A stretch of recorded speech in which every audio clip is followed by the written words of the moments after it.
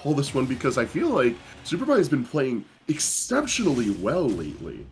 Yeah, no, 9SuperPIE as well today is like having definitely like the bracket run of their life. Just taking so many names under their belt, and really it's gonna be like it's gonna be like a big game of like cat and mouse, right? So Beast is gonna be the one to sort of try to break space against 9SuperPIE and chase him. But one big mistake that you can make, especially against Wii Fit, is trying to challenge him too much off stage. As far as this matchup is concerned, I feel like normally Wii Fit is able to, play at the ledge, but then that gets dangerous with a lot of trainers' tools, or is able to, keep up in the damage because of deep breathing and having pretty respectable on-stage combos. But again, that's in a realm where trainer just feels very naturally comfortable. So I'm very curious to see how SuperPIE is going to opt to take the momentum for this battle. Well, in such good positioning from 9SuperPIE too, just able to catch that directional air dodge at a disadvantage as well. Beast extending his hitbox, going so deep, but 9SuperPIE knows the range that he can occupy just a little bit better. Oh my. Beast is choosing to fight off stage. That is so risky to do against Wii Fit. You have to absolutely know what you're doing. I mean, yeah, that is risky business, but this is Beast we're talking about, and then whose comfort's able to glow through all three of the mons when he's playing them, especially when it comes to actually playing aggressive. So, like, even if it doesn't call properly for the matchup, it's just what he does. Yeah, speaking of playing aggressive, just throwing out a flare blitz like that in true Beast fashion, tries to go through some clever little jab mix-ups there, and you know what? He was able to kind of make a good amount, like, he was able to pay off quite a bit with it, but just still ends up getting hit off stage. This is 9SuperPIE's ledge trap. Is the foil throw enough to take it? Not on Zard, it's not. But the next one... Oh, header character. Oh, that'll do it. Oh, that was a gross angle. The header spike narrowing down Charizard, leaving Beast on less stock already. Yeah, and again, 9SuperPIE, this time with a bit of a ledge mix-up. What? How's that for a mix-up? A hell of a chain of down airs, and just like that, 9SuperPIE taking game one in immaculate fashion. So they really are here stomping the yard. That was ridiculous ledge pay. Yeah, I was trying to like hype up but make it fair to how Wii Fit can be disgusting at the ledge, but there's no words that either of us could pick. How about unholy? Unholy is maybe the best choice of at least that I have for that. That was just really good recognition from 9SuperPIE too. Pokemon Trainer has amazing recovery. You just have to go out there and finish the job. The first spike wouldn't have done it. The second one will definitely do what it has to do. So that was just really well played on his behalf. I feel like Beast is not able to find a lot of his damage just because as a player, he relies a lot on his corner pressure and his ledge traps. And if you can't get that on somebody like Wii Fit, how do you put on your damage? It's a really weird song and dance because you have to start relying on the other aspects of the bonds that you don't typically highlight, like trying to see Ivysaur in low percentage neutral, or even like Charizard in low to mid percentage like stage advantage. It's not that the characters aren't tooled for that with that purpose, it's just all of a sudden they're just moved around in spots where they're not seen at their strongest. But that's where value of a player comes in. That's where Beast being able to make the right calls gets a chance to shine, and that's where he is starting to take a lead here in Game 2. Yeah, at that point, it just really seemed like 9SuperPIE ran out of resources completely. Beast keeps trying to go out there so deep. It seems like 9SuperPIE every single time has been able to get away with it, but that preemptive directional air dodge is going to be a really unfortunate SD for them, and now they have so much to make up for. But you know what? Deep breathing back here can take stocks as it pleases. I feel like it's also worth highlighting that Wii Fit is able to very aggressively like dictate the tempo of a match because, like I was highlighting earlier, they could camp. Like 9SuperPIE could very much just chill at the ledge, throw projectiles, and set up the buffs at the pace that they're comfortable with. Or they could run in, take center stage, and all of a sudden you have a obnoxious combo game to worry about. And neither Squirtle's size or Ivysaur's size is really able to slow down that combo game because of how unusually precise the hitboxes are on Wii Fit's moves.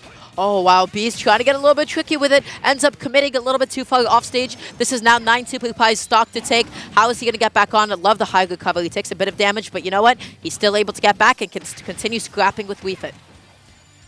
Yeah, better bleeding than dead in this game, especially when you're Charizard. We've seen Beast live to well past maximum rage percentages before. No stranger to living on the edge. Keeps putting himself at the ledge. 9SuperPIE so close to be able to connect that F-tilt. Yeah.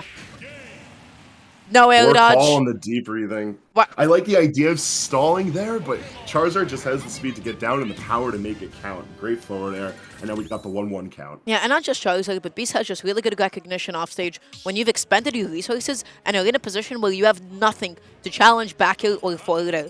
So that was the one time where 9SuperPIE didn't have an air dodge. They also, I don't believe, had their jump. There is really, truly nothing that they could have done else in that position.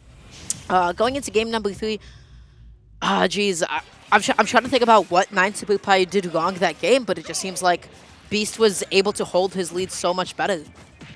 I think it was that wayward air dodge on the second stock that really cost 9SuperPIE because they were really struggling to pick up the pace afterwards, but just being a stock behind on the likes of Beast is just a really grim situation to be in. So for their sake, hoping they have themselves cleaned up off stage, because that off stage game is where WeFit really gets the chance to turn the tides of any type of battle. 9SuperPIE has got to be careful of those mid-range headers on the ground. That's how Beast has been finding a lot of his openings. He's been dashing in and under the hitbox. So just got to make sure that they're not putting themselves into a bit of lag.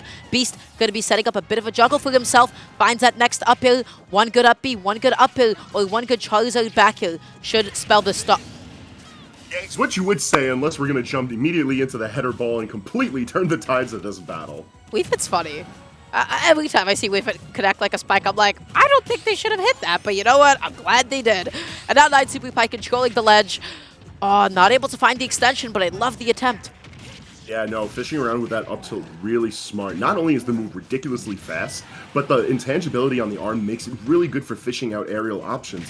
And given how jumpy Charizard tends to be, it's a good button to put out. But gotta be careful about jumping into other buttons. Up smash read manages to even the stock count. Yeah, Beast has been consistently taking stocks like that, but 9SuperPIE with the back hit of forward air into F tilt, that was such a clean conversion too. That was beautiful. Oh, and just like that, winner's side life is on the line for Beast. Wow.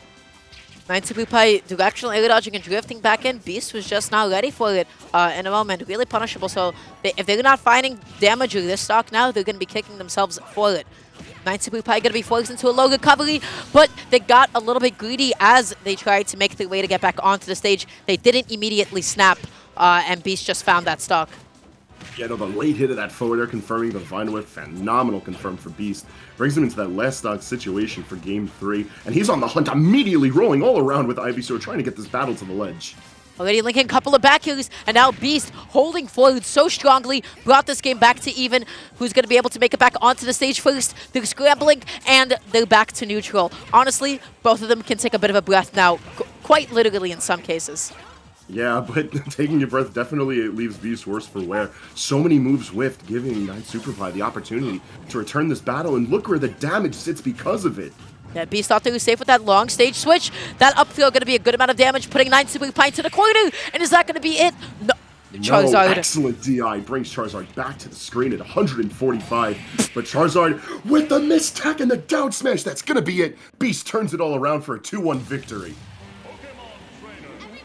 So when did 9SuperPIE die?